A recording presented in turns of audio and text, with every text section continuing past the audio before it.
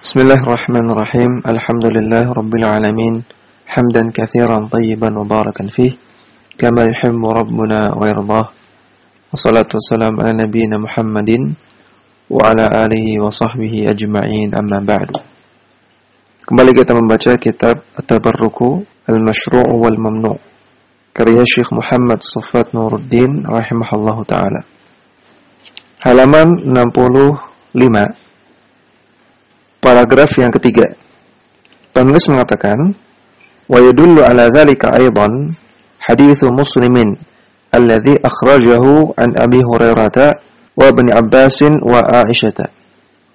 Dan yang menunjukkan makna di atas juga, yaitu menunjukkan makna bahwasanya pelarangan berbuat ghulu kepada orang soleh dan juga pelarangan membangun tempat ibadah di kuburan dan menguburkan orang di tempat ibadah. Ini juga berlaku untuk umat Rasulullah SAW. Berlaku untuk kita semua. Jadi ini juga ditunjukkan oleh hadis riwayat Muslim dari sahabat Abu Hurairah radhiyallahu ta'ala anhu, demikian juga dari Ibnu Abbas dan dari Aisyah. Jadi hadis ini diriwayatkan dari 3 orang sahabat. Wa riwayatu Aisyah, dan dalam riwayat Aisyah, qala Rasulullah sallallahu alaihi wasallam fi maradihi alladhi lam yaqum minhu. Rasulullah sallallahu alaihi wasallam bersabda ketika beliau sakit, di mana beliau tidak bisa berdiri ketika itu karena sedang sakit. Beliau bersabda, la'anallahu al-yahuda wan nasara ittakhadhu qubur anbiya'ihim masajida. Allah Ta'ala melaknat kaum Yahudi dan kaum Nasrani yang mereka menjadikan kuburan-kuburan dari nabi mereka sebagai tempat ibadah.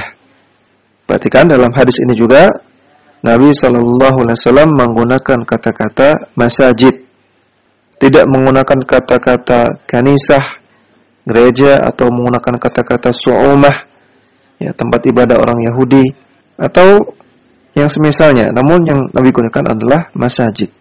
Ini menunjukkan bahwasanya Nabi ingin mengisyaratkan bahwasanya larangan ini berlaku juga untuk kita, untuk kaum muslimin. Kemudian kata Aisyah, "Falawla dzaka ubriza qabruhu ghaira annahu khushiya ayattakhidha masjidan." Andaikan bukan karena sabda Nabi ini, maka sungguh kuburan Nabi akan ditampakkan. Namun itu tidak dilakukan karena khawatir kuburan Nabi akan dijadikan sebagai tempat ibadah. Tadi hadisnya sahih riwayat Muslim. Qala Ibnu Hajarin fil Fathi. Al-Hafidh Ibnu Hajar Al-Asqalani beliau mengatakan dalam kitab Al-Fath, maksudnya Fathul Bari.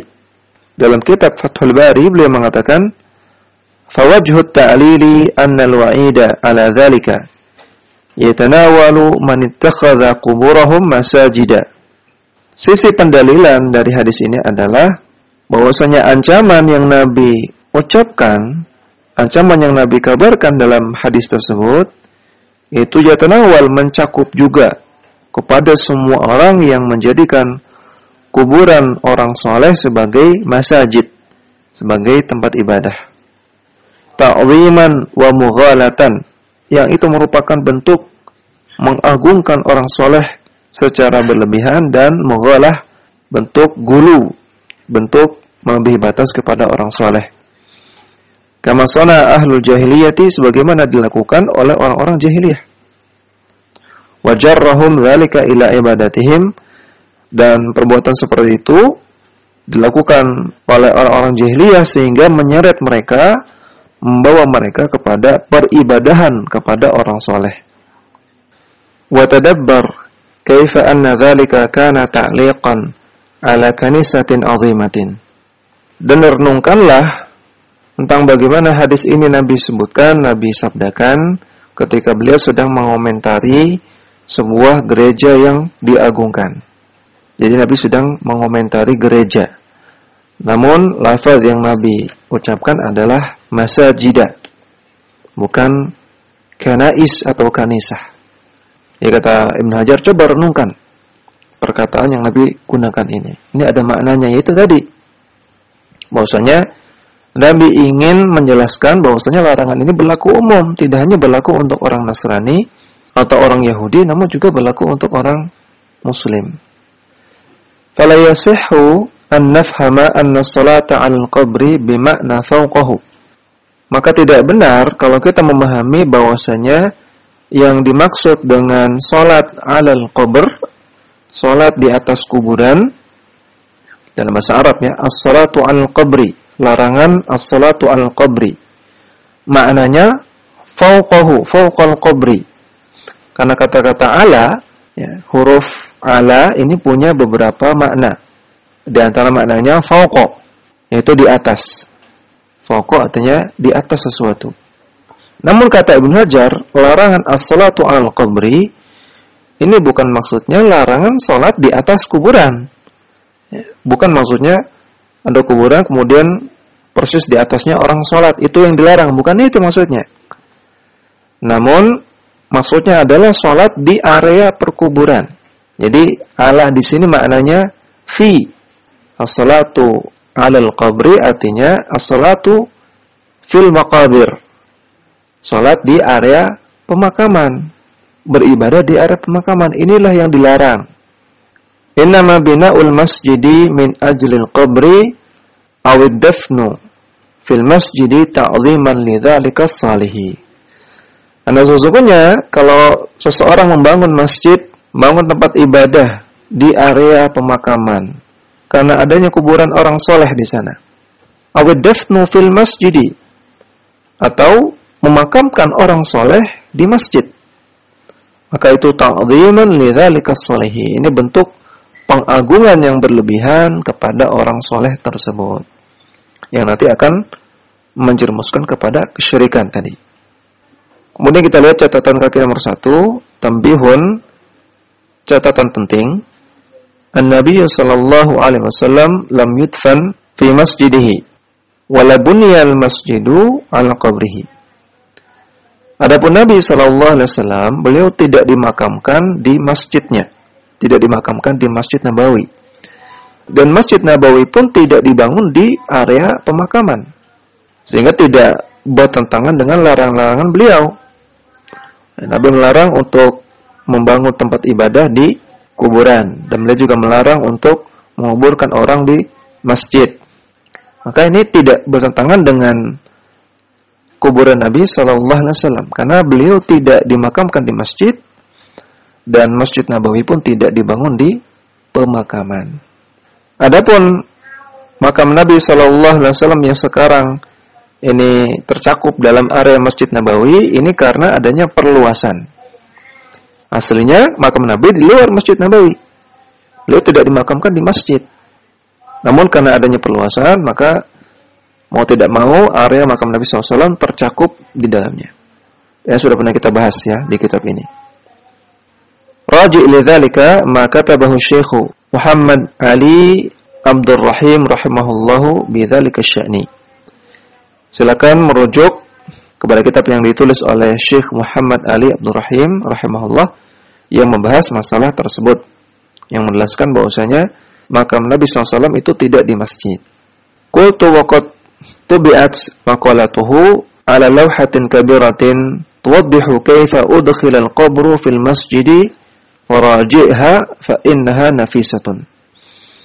Maka saya katakan, kata penulis, kitab ini telah dicetak menjadi sebuah kitab yang besar, yang tebal, yang kitab ini menjelaskan bagaimana latar belakang kuburan Nabi SAW itu bisa masuk ke dalam area Masjid Nabawi. Silakan merujuk kepada kitab tersebut, karena ini kitab yang bermanfaat, kata beliau. Kita kembali ke atas. Hadza, ya tadi sampai lidzalika salih, itu perkataan Al-Hafidz Ibnu Hajar Asqalani sampai situ ya. Kemudian hadza walaqad naha Rabbul Izzati 'anil ghuluwi fil anbiya'i 'ala syarafi manzilatihim. Demikianlah, dan Rabbul Izzah artinya Allah Subhanahu wa taala, Allah telah melarang untuk berbuat ghulu, berbuat melebihi batas kepada para nabi. Padahal para nabi adalah orang-orang yang punya kedudukan yang mulia. Faqala ta'ala, Allah Ta'ala berfirman, Ya ahlal kitabi, la taghlu fi dinikum, wahai ahlul kitab, janganlah kalian menggulu, janganlah kalian melebihi batas dalam agama kalian. Wala taqulu 'ala Allahi illa al-haqq. Dan janganlah kalian berkata-kata tentang Allah kecuali dengan kebenaran. Innamal Masihu Isa bin Maryam Rasulullah wa kalimatuh. Sesungguhnya Al-Masih Isa bin Maryam, dia adalah Rasulullah, adalah utusan Allah dan kalimat Allah Subhanahu wa taala. Dalam surat An-Nisa ayat 171. Maka di sini Allah Subhanahu wa taala melarang orang-orang ahli kitab, orang-orang Yahudi dan Nasrani untuk berbuat ghulu kepada Nabi Isa bin Maryam. Adapun makna dari Rasulullah wa kalimatuhu, kata-kata kalimatuhu, kalimat Allah, dijelaskan oleh Al-Imam Ibnu Katsir rahimahullah, ay khalaqahu bil kalimati allati arsala biha Jibril alaihi salam ila Maryam. Maksudnya Allah Ta'ala menciptakan Nabi Isa dengan sebuah kalimat yang disampaikan oleh malaikat Jibril kepada Maryam. Kalimat di sini adalah kalimat Allah ketika menciptakan Nabi Isa bin Maryam. Kemudian walaqad jaa fil hadithi an Ibnu Umar radhiyallahu anhu anna Rasulullah sallallahu alaihi wasallam qala. Dan terdapat dalam hadis yang lain dari Ibnu Umar radhiyallahu anhu bahwasanya Rasulullah sallallahu alaihi wasallam bersabda, "La tuturuni kama atratin nasara Isa bin Maryam." Janganlah kalian memujiku berlebihan sebagaimana orang-orang Nasrani memuji Nabi Isa bin Maryam secara berlebihan. Innama ana abdun faqulu abdullahi wa rasuluhu. Sesungguhnya aku adalah hamba Allah, maka kalian ucapkanlah tentangku bahwasanya aku adalah Abdullah, hamba Allah dan Rasul Allah. Hadisnya sahih riwayat Al-Bukhari. Walakinna syaitana waswasa lin-nasi fashabahu an-nasara fi ghuluwihim wa syirkihim fi bina'il masajidi 'alal quburi. Namun syaitan memberikan waswas di dalam hati manusia sehingga manusia pun, yaitu kaum muslimin, menyerupai dan mengikuti orang-orang Nasrani dalam perbuatan mereka yang melebihi batas dan juga dalam kesyirikan mereka dengan dibangunnya masjid-masjid di atas kuburan, ya, di area pemakaman. Wasallu fiha, kemudian mereka sholat di sana. Watafu bitilkal kuburi, kemudian mereka tawaf di kuburan-kuburan tersebut. Wastaghathu biha, dan mereka beristighatsah meminta pertolongan kepada kuburan-kuburan tersebut. Wa za'amu annaha takshiful kurabati, dan mereka menyangka, mereka mengklaim bahwasanya perbuatan yang seperti itu akan menghilangkan kesulitan-kesulitan. Wa taqdil hajati, dan akan mengabulkan hajat-hajat. Wa dhannu anna as-salata fi hadhihi al-adrihati afdalu min as-salati fil masajid. Dan mereka menyangka bahwasanya salat di tempat-tempat keramat tersebut itu lebih utama daripada salat di masjid. Allahumma musta'an. Wa fi hadits Ibnu Abbas anna Nabiy sallallahu alaihi wasallam qala. Dan juga dalam hadis Ibnu Abbas bahwasanya Nabi sallallahu alaihi wasallam bersabda, "Iyyakum wal ghuluwa fid dini." Jauhilah perbuatan melebihi batas di dalam agama. Fa inna ma ahlaka man kana qablakum al-ghulu fid dini. Karena perkara yang membinasakan umat-umat sebelum kalian adalah perbuatan ghulu, perbuatan melebihi batas di dalam agama. Di catatan kaki nomor 1, akhrajahu An-Nasa'i wa Ibnu Majah wa shahhahahu Al-Albani fi silsilah as-sahihah. Hadis riwayat An-Nasa'i, Ibnu Majah disahihkan oleh Syekh Al-Albani dalam kitab Silsilah As-Sahihah. Sedikit faedah tentang ilmu hadis bahwasanya kalau hadis itu riwayat Al-Bukhari atau riwayat Muslim atau riwayat keduanya, riwayat Bukhari Muslim, maka kita tidak perlu pertanyakan lagi kesahihannya. Karena hadis-hadis yang terdapat dalam Sahih Bukhari dan juga Sahih Muslim yaitu talaqqal ummah bil qabul. Para ulama sudah menerimanya sebagai hujjah, sebagai dalil. Artinya semua hadisnya sahih. Adapun hadis-hadis yang selain di Bukhari Muslim, maka perlu kita cek dulu hadisnya sahih atau tidak. Maka jangan dulu kita sampaikan, jangan dulu kita amalkan, jangan dulu kita yakini sampai kita cek hadis ini sahih atau tidak. Kalau kita punya ilmu hadis, maka kita bisa cek dengan ilmu hadis yang kita miliki. Kita cek sanadnya, kita kumpulkan sanadnya, kita cek perawinya, kita cek apakah sanadnya bersambung atau tidak dan seterusnya. Itu kalau kita punya ilmu hadis.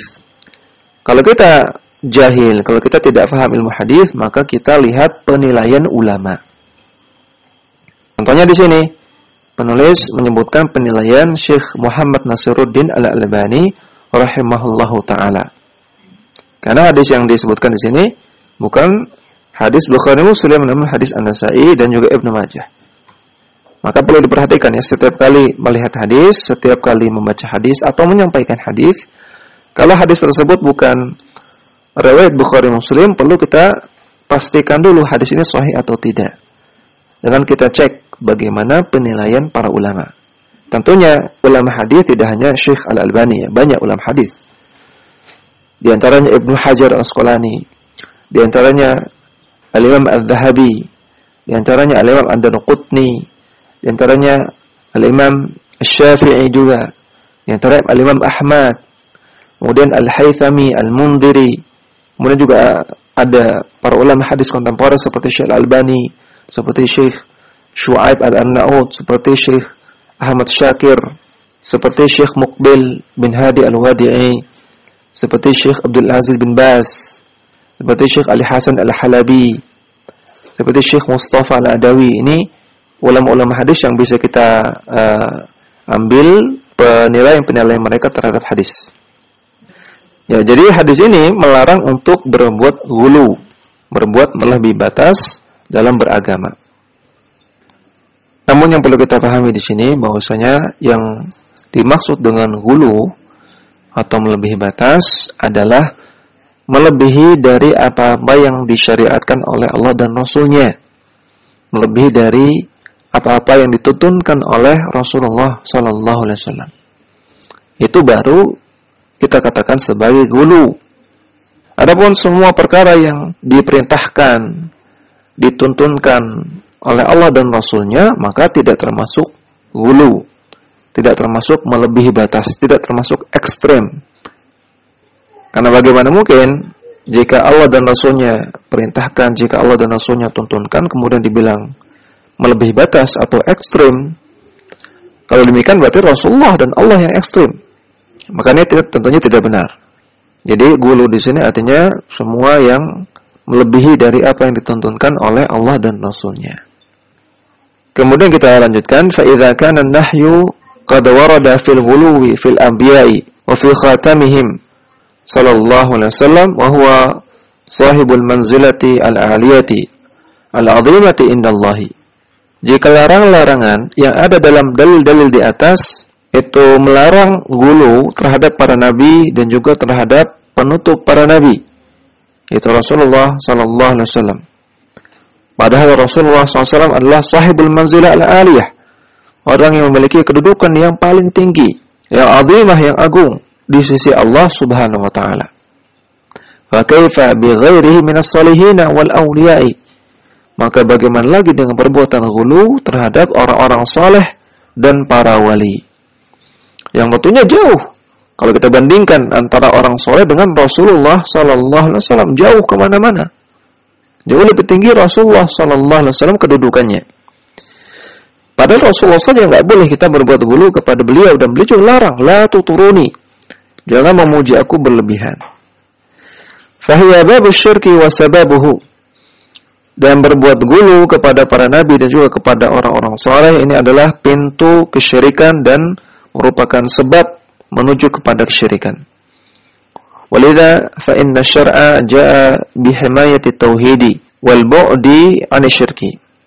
Oleh karena itulah syariat kita datang dengan membawa ajaran yang menjaga tauhid dan menjauhkan kita dari kesyirikan. Walamma kana dzalika al-ghuluw fi as-salihina tadafarat nusus asy-syar'i Qur'anan wa sunnatan wa kana 'alaiha aqwalul a'immati fi dzalika.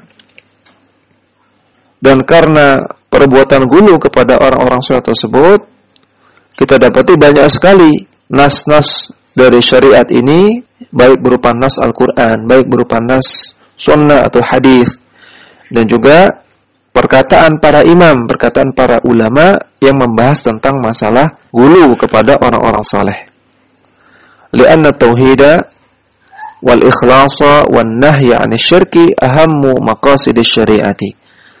Karena tauhid dan juga ikhlas, memurnikan ibadahnya kepada Allah semata, dan melarang manusia dari kesyirikan, ini merupakan tujuan syariat yang paling penting, merupakan hikmah dari syariat yang paling urgen. Wallahu a'lam. Dan di sini penulis menutup kitabnya dengan salawat kepada Nabi, wa sallallahu ala sayyidina Muhammadin wa ala alihi wa sahbihi wa sallama. Semoga Allah Ta'ala melimpahkan salawat kepada sayyidina, kepada pemimpin kita, yaitu Nabi Muhammad, dan juga kepada keluarganya dan juga para sahabatnya, dan semoga Allah Ta'ala melimpahkan salam kepada mereka semua. Demikian telah selesai kita baca kitab At-Tabarruk Al-Mashru' wal Mamnu' dari Syekh Muhammad Shafat Nuruddin. Kita ucapkan alhamdulillah alladzi bi ni'matihi tatimmus shalihat. Segala puji bagi Allah yang semata-mata karena nikmatnya bisa kita selesaikan banyak amalan-amalan saleh. Semoga menjadi ilmu yang bermanfaat dan bisa kita amalkan dalam kehidupan kita sehari-hari. Wassallallahu ala nabiyina Muhammadin wa ala alihi wa sahbihi wasallam. Wa akhiru da'wana alhamdulillahi rabbil alamin. Subhanakallahumma wa bihamdika asyhadu an la ilaha illa anta astaghfiruka wa atubu ilaik. Dakwah semampumu.